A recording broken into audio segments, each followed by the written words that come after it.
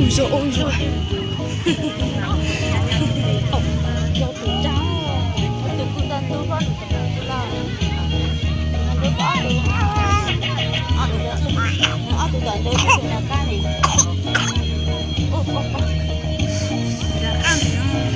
Và một trong số nhà đã được quà đó rồi.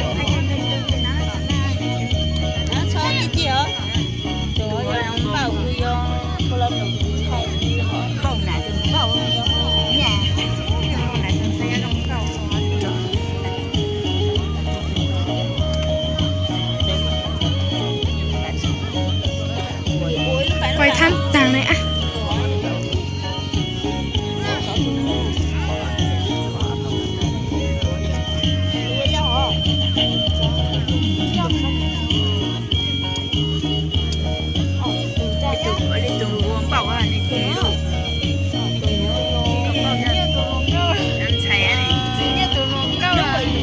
Tụi tay luôn này. Hả? Tụi tay luôn.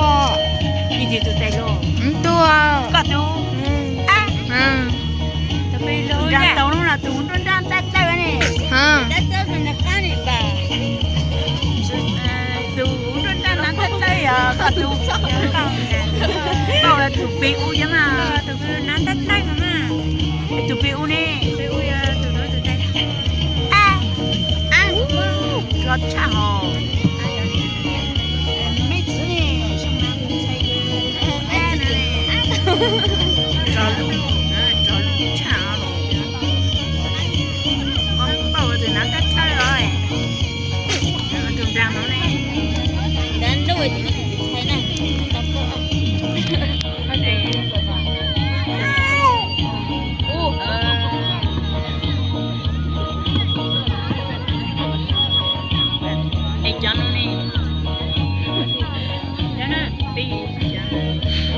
Xem nó là mày ha chúng trai. Chúng cô tụi đi mang tụi biết rồi, nó để ta la bị tụi rồi, giờ là sợ nó mình nói rồi cái này tụi biết này tại vì như thế Làm mày đã rồi.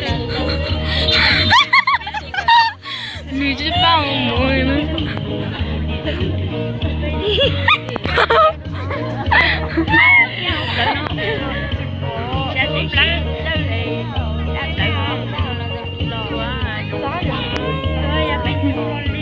Dạ bác sĩ cha là cha có biết thao đi. Nhà gì chú? Khao là gì cha? Chứ cái giờ cần tao rồi cho cứ bao bao múa sẽ hả?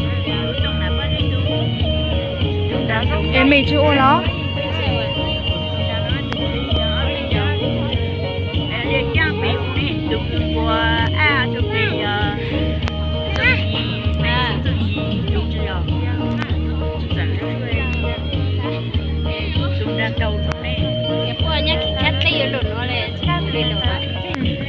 Với cái mua tao nó có là om bay sẽ.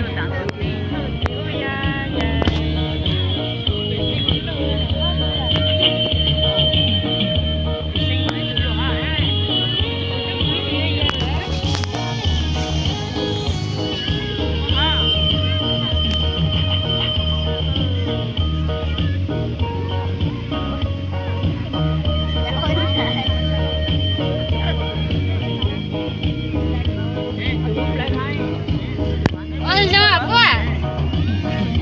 Nhìn sao không cô? Em biết chứ mà. Ôi sao nè?